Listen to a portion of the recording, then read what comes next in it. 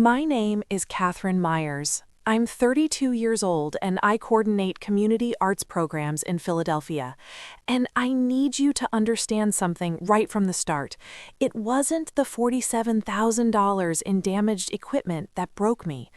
It wasn't the federal investigation, the insurance claims, or even the 3 years of work reduced to shattered glass and beer-stained carpets in a single night. It was watching my sister live stream it all while laughing. Victoria stood in the middle of the youth media studio I'd built with a $1.2 million federal grant. The studio meant for teenagers who'd never touched professional camera equipment, who'd never seen themselves as storytellers. And she raised a champagne flute to her phone camera. "Look at this ridiculous space my baby sister got the government to pay for," she said, her voice dripping with theatrical amusement. "Might as well use it for something fun before she fills it with, what did she call them? Underserved youth?" She air-quoted with her free hand. Her high school reunion committee laughed behind her. I watched that clip 17 times before I realized I was still standing in my kitchen, my morning smoothie bowl forgotten on the counter, the blueberries slowly bleeding into the yogurt. My phone kept buzzing with notifications, friends sending me the video, strangers tagging me, the view count climbing, 2,000, 5,000, 11,000. What hurt wasn't just the destruction, it was knowing she'd planned this, knowing she'd looked at something I'd built for children who had nothing and decided it existed only to humiliate her by comparison. The cameras in that studio were running the entire time, every single one. But I'm getting ahead of myself. Let me take you back to when I still believed my sister was capable of being happy for me. Before we dive into how I set myself free, please take a moment to like and subscribe, but only if you truly enjoy this story. Where are you watching from? Drop your city below in the comments. Now, let me take you back to where it all began. Victoria was born 3 years before me, and for the first decade of my life, that made her the most important person in my world. Our father left when I was 4. I barely remember him beyond the cologne smell and the sound of the front door closing. And our mother, Linda, worked double shifts at the hospital just to keep us fed. Victoria raised me in the spaces between mom's exhaustion. She taught me to tie my shoes using bunny ears when I was 5, sitting on the kitchen floor with more patience than any 8-year-old should possess. She walked me to school every morning, even when her friends teased her for babysitting. When I got glasses in 3rd grade and came home crying because kids called me Four Eyes, Victoria sat me down at our shared bedroom mirror and said, "You know what smart people wear? Glasses. You know what stupid people do? Make fun of glasses. You're brilliant, Katie. Don't ever forget it." I called her Vic back then. She called me Katie Bird because I was small and quick and always humming. There was this one winter when I was 11 and she was 14. I'd entered a school art competition, a painting of our neighborhood park in autumn, all orange and gold and ambitious perspective that didn't quite work. I didn't win, didn't even place. I came home and threw the canvas in the trash, mortified that I'd thought I had any talent at all. Victoria fished it out that night. The next morning, it was hanging in our bedroom, framed in a cheap frame she must have bought with her babysitting money. "This is beautiful," she told me, "and one day people are going to pay you for work like this. But even if they don't, you should make it anyway. Art isn't about winning, Katie. It's about seeing the world differently." I believed her completely. I believed everything she said. When she got into Penn State on a partial scholarship, I cried happy tears and helped her pack. When she graduated and got her real estate license, I was the first person she called. "I'm gonna kill it, Katie," she said, and I could hear the smile in her voice. "We're both going to make something of ourselves." For years, that felt true. We were the Meyer sisters, products of a single-parent household, scrappy and determined. We had Sunday dinners at Mom's apartment where we'd laugh about terrible dates and awful bosses. Victoria would bring expensive wine, a gift from a grateful client, and I'd bring homemade focaccia, the only thing I could really cook well. We were close, or so I thought. The shift started so gradually, I didn't recognize it as a shift at all. It was small things at first. I got promoted to senior program coordinator at the nonprofit where I worked, and when I told Victoria, she said, "That's great, Katie. What's the salary bump?"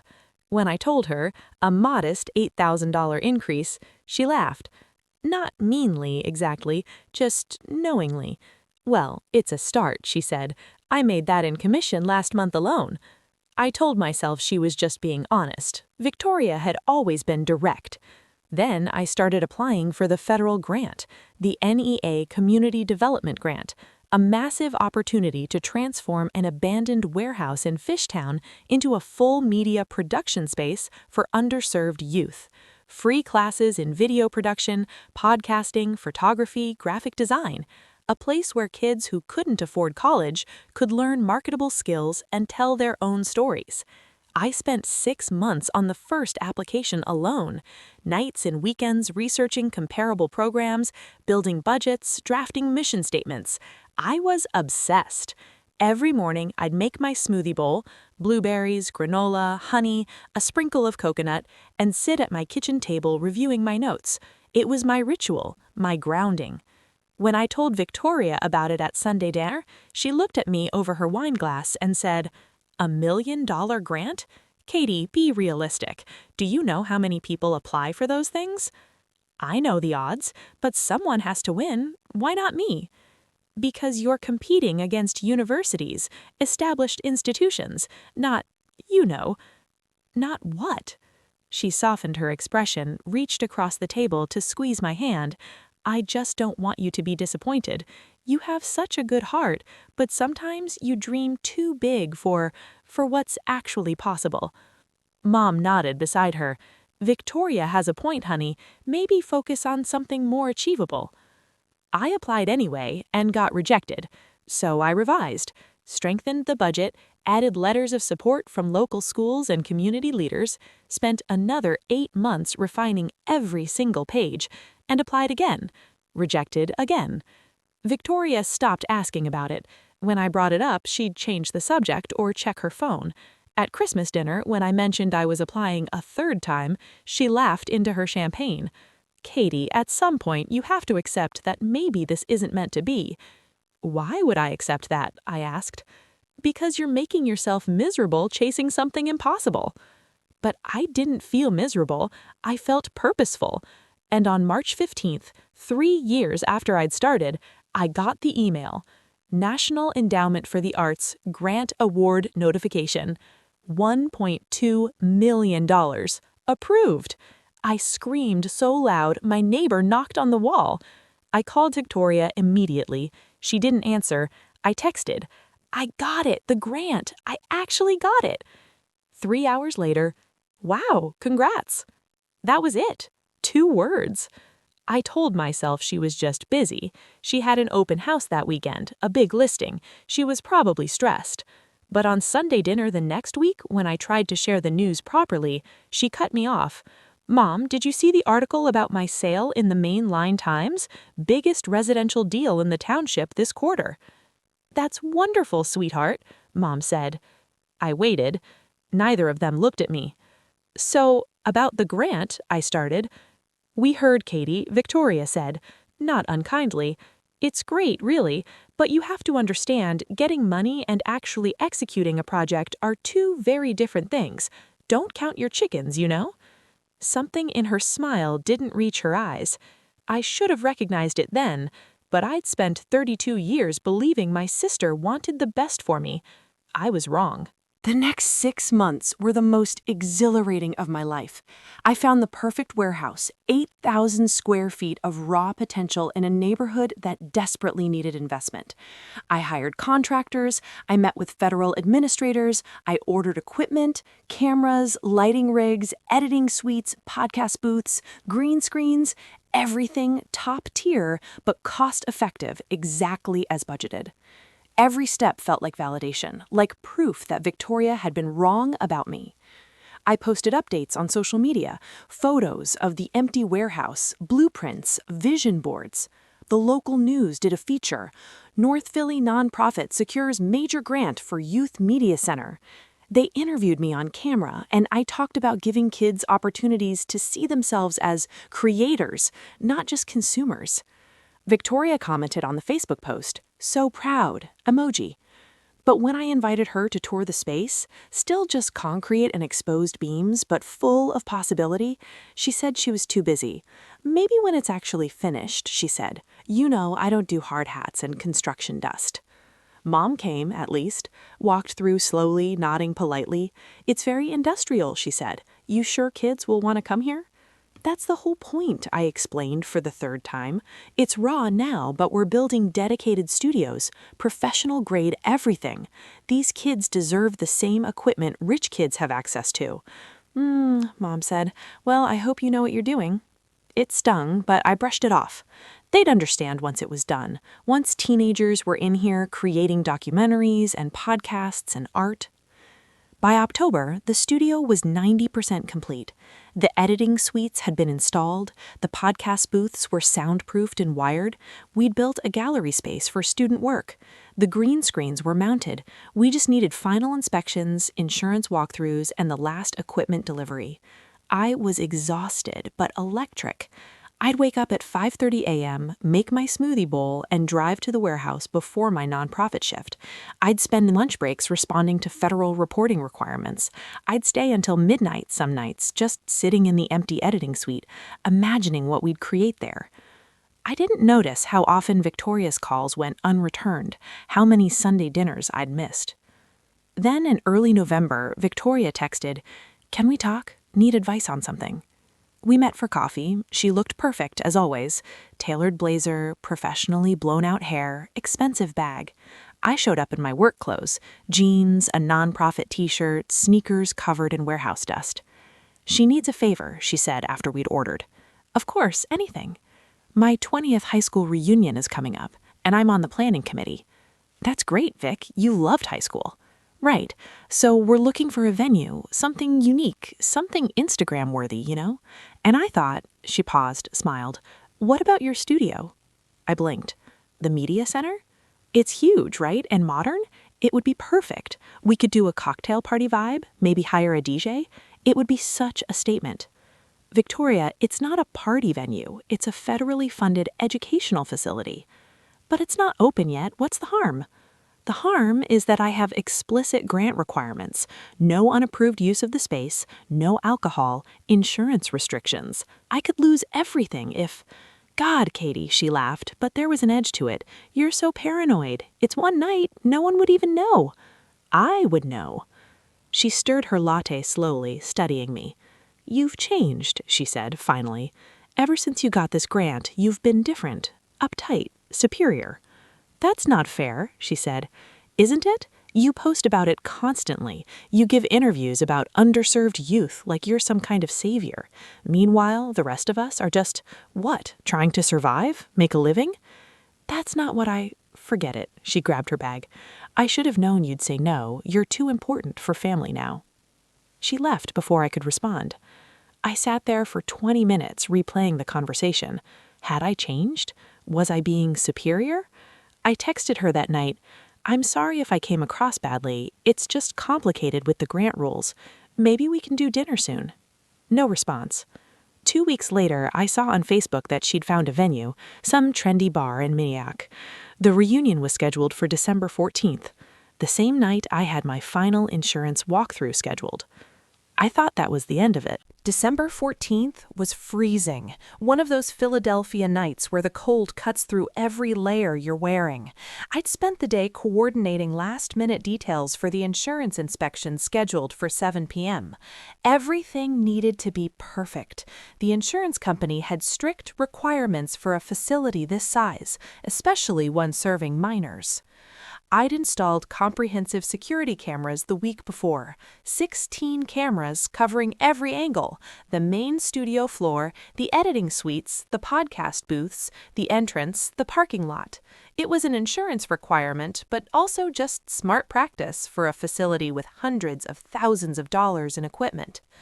The inspection went smoothly. The adjuster walked through, checked the fire suppression systems, verified the camera coverage, approved the policy. By 8:30 p.m., I was done, exhausted, ready to go home, make my ritual smoothie bowl, even for dinner sometimes, and sleep for 12 hours. But as I was locking up, I noticed something odd: fresh tire tracks in the parking lot. Recent, they cut through the light snow that had fallen that afternoon, and voices, faint, coming from around the back of the building. I walked around the corner and froze. The back loading door was ajar. The padlock I'd secured that morning was on the ground, cut clean through. Bolt cutters, probably. My heart started hammering. I pulled out my phone, ready to call 911, when I heard music. Not break-in music, party music, a DJ mixing into Beyoncé. I pushed the door open. The main studio floor had been transformed. String lights hung from the exposed beams. A full bar setup occupied the space where we were installing computer stations. A catering spread covered my work tables. And people, maybe 150 people, milled around in cocktail dresses and suits, holding drinks, laughing, dancing. In the center of it all, Victoria. She was holding court near the green screen, phone in hand, live streaming, and my baby sister got all this government money to build this ridiculous space, so I figured we might as well use it for something fun before she fills it with a bunch of... She saw me. Our eyes met across the room. For a second, everything stopped. The music kept playing, but I couldn't hear it. I could only hear my own heartbeat and the small rational part of my brain cataloging the damage. Beer bottles on the sound mixing board, high heels grinding into the foam acoustic panels, someone's coat draped over a $4,000 camera. "Katie!" Victoria's voice was too loud, too bright. "Look, everyone, it's my sister, the mastermind behind all this." People turned, stared. Some looked uncomfortable. Others raised their glasses. I couldn't move, couldn't speak. Victoria walked over, still holding her phone up, still recording.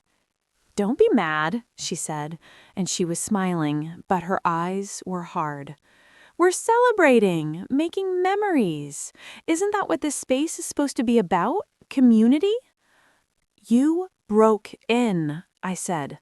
My voice sounded distant, hollow. "I borrowed it. Family should be able to borrow things." "This isn't mine to lend. This is federal property. There are rules." "God, Katie, always with the rules." She turned back to her phone. "See what I mean? She gets a little money and suddenly she's too good for the rest of us." Someone laughed. One of her committee members. A woman in a red dress who looked vaguely familiar from Victoria's social media. "You need to leave," I said. "All of you, now." "Or what?" Victoria's smile was sharp. "You'll call the cops on your own sister? On a bunch of people just having fun?" "This isn't fun. This is destruction. You're damaging." "We'll clean up. Relax." But even as she said it, someone knocked over a drink near the EXO podcast booth, liquid spreading across the floor, seeping toward the electrical outlets. "Stop!" I moved toward it, but Victoria caught my arm. "It's fine. You're overreacting." "I'm not." I pulled free. "You need to understand what you've done. I could lose everything. The grant, the program, all of it." "Oh, please," she rolled her eyes for the camera. "One little party isn't going to—" "Get out!" I screamed it. Actually screamed. The music stopped. Everyone stared. Victoria's expression flickered. Surprise, maybe, or anger, but then she laughed. Laughed like I'd told a joke. Wow, okay, someone's having a meltdown. She turned to her guests. We should probably go before my sister completely loses it. They filed out slowly, grabbing coats, finishing drinks. Some looked apologetic. Most just looked annoyed that the party was ending. Victoria was the last to leave. She paused at the door, phone still recording. You know what your problem is, Katie? You've never learned to share.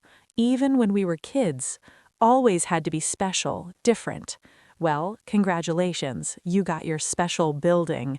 I hope it makes you happy. She left. I stood alone in my destroyed studio. Beer bottles everywhere, food ground into the floor, a crack in one of the green screens. The smell of alcohol and perfume and cigarettes. And then I remembered. The cameras. They'd been running the entire time. I'm going to stop here for a second. If this story is resonating with you at all, or if you've ever felt the pain of being misunderstood by the people who are supposed to love you most, please take a moment to like this video and subscribe. It really lets me know that sharing these hard stories is worth it. I didn't sleep that night. I stayed in the studio until 4 a.m., documenting every single piece of damage. I took photos from every angle, I made lists, I estimated costs. And then I sat in the editing suite, the one place that had somehow remained mostly untouched, and I started downloading camera footage. 16 cameras, 4 hours of footage, all of it time-stamped, all of it crystal clear.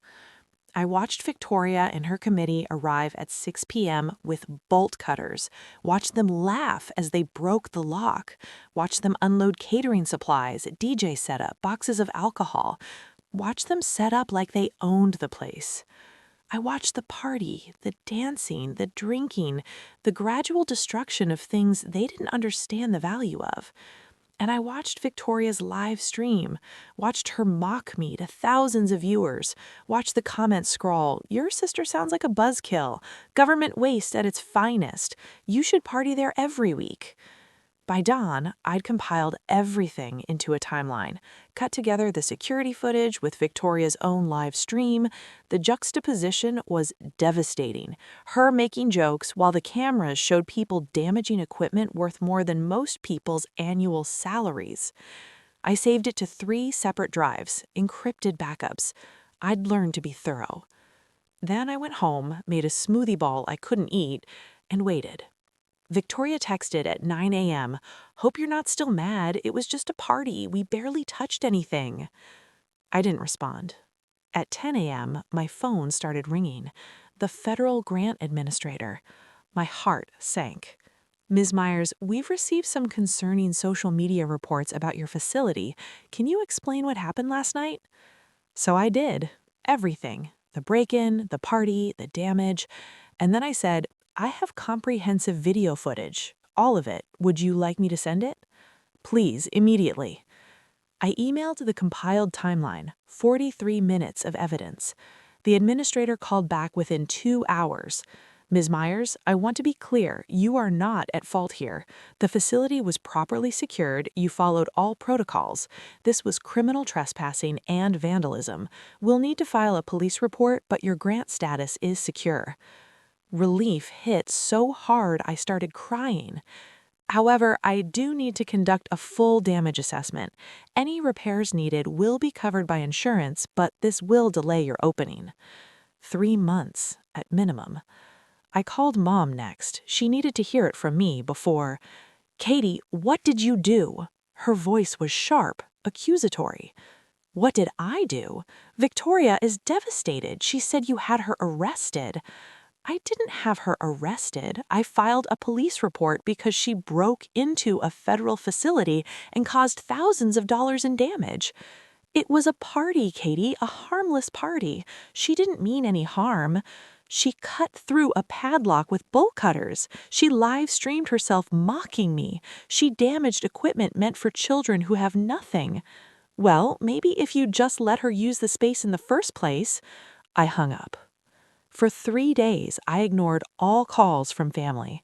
I focused on the police report, the insurance claim, the damage assessment. I answered questions from federal investigators. I provided evidence. I was methodical, professional, completely numb. And then Victoria's live stream went viral. Not because people thought she was funny, because someone had found my compiled security footage and posted it as a response video. The internet does that sometimes, finds the receipts. Suddenly, thousands of people were watching the side-by-side, Victoria laughing about government waste while the camera showed her friends destroying equipment meant for underprivileged teenagers. The comments shifted. "This is disgusting.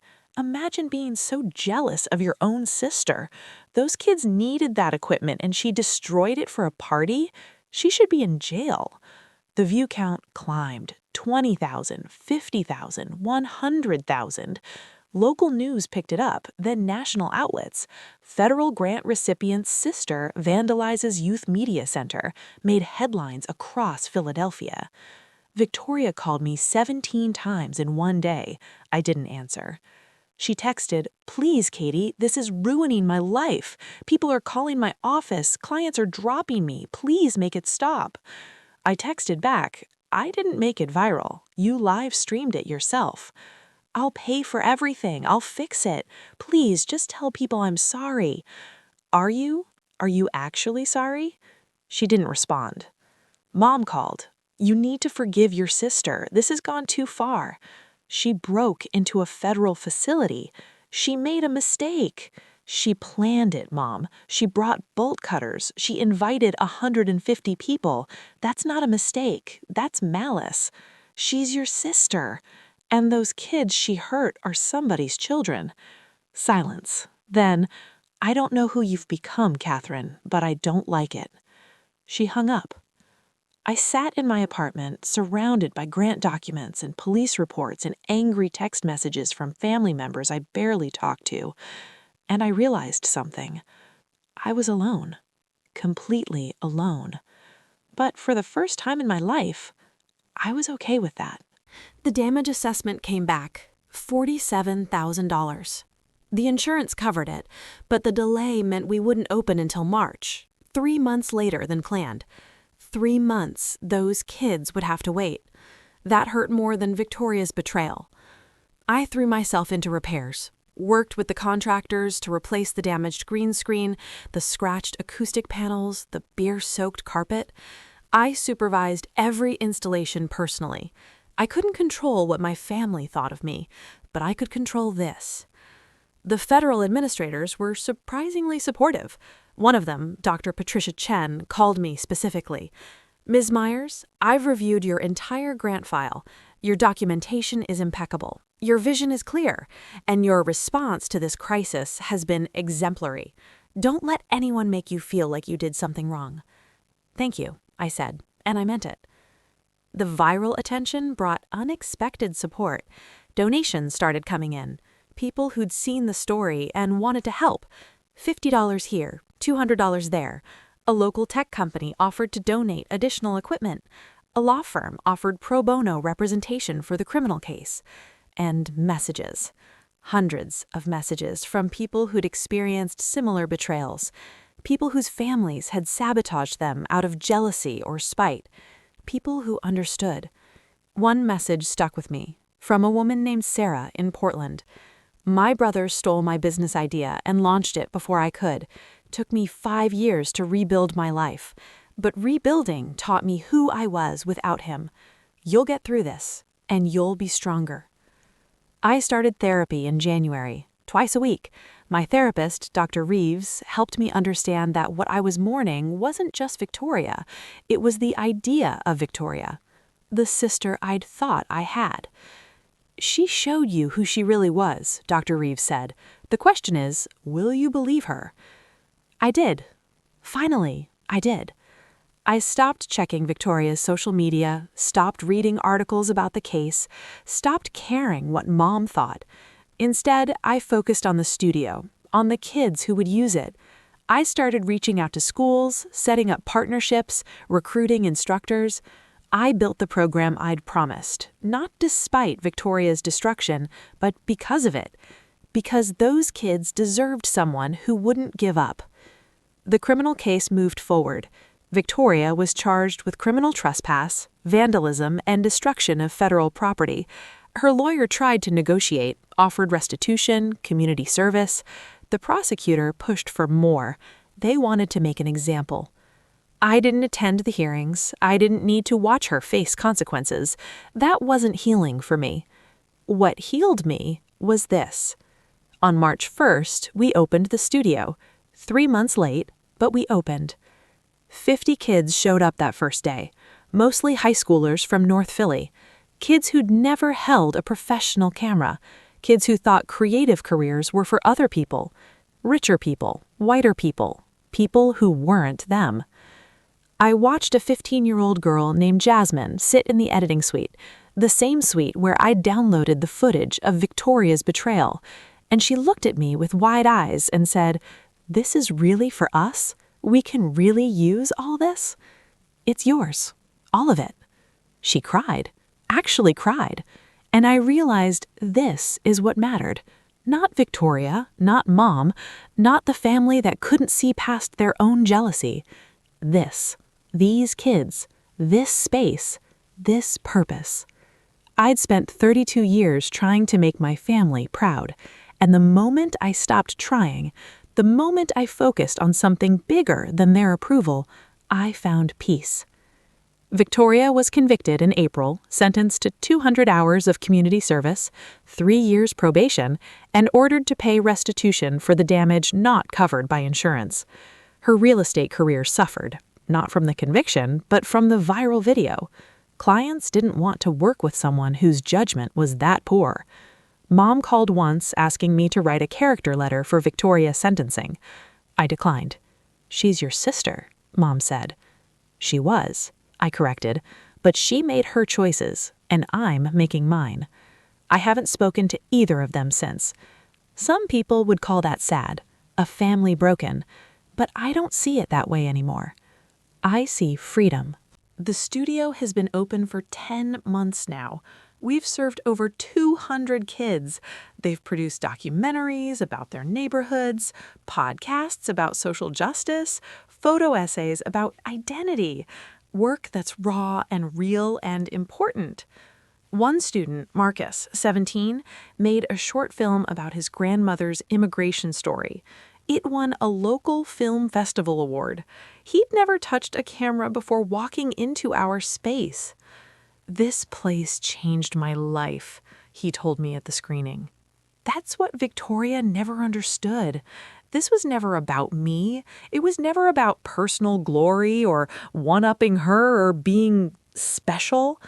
It was about creating something that would outlive me, something that would give kids like Marcus a chance to tell their own stories. I still make my smoothie bowl every morning. Blueberries, granola, honey, coconut, the same ritual I've had for years.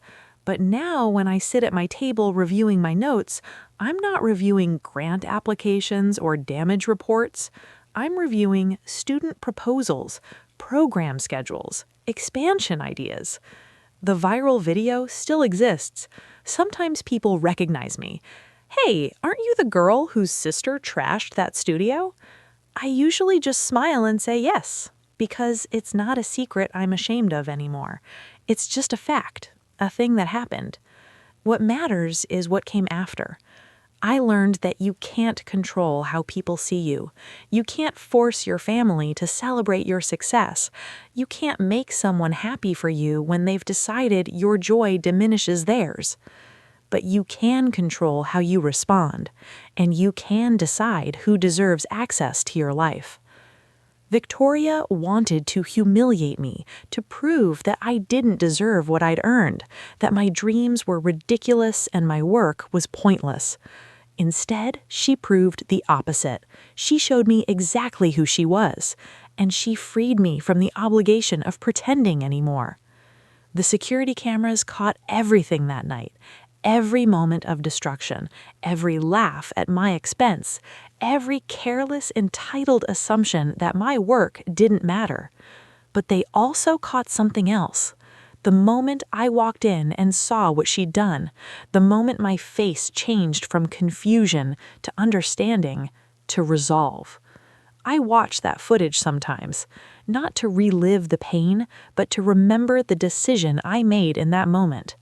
I would not let this destroy me. I would not let her destroy this. And I didn't. 20,000 people watched Victoria laugh at the studio, but millions of people watched what I built from the ashes of her betrayal. A space where kids learn they matter, where they learn their stories deserve to be told, where they learn that success isn't about approval from people who can't see your worth, it's about creating value that speaks for itself. Victoria broke into my studio, but she couldn't break my purpose. And in the end, that's the only revenge that ever mattered. What's one thing you learned about yourself after a betrayal? Share your story in the comments below. We're all healing together. This was another story from Revenge Room, where we turn pain into purpose and betrayal into balance. Please don't forget to subscribe and join us for the next transformation.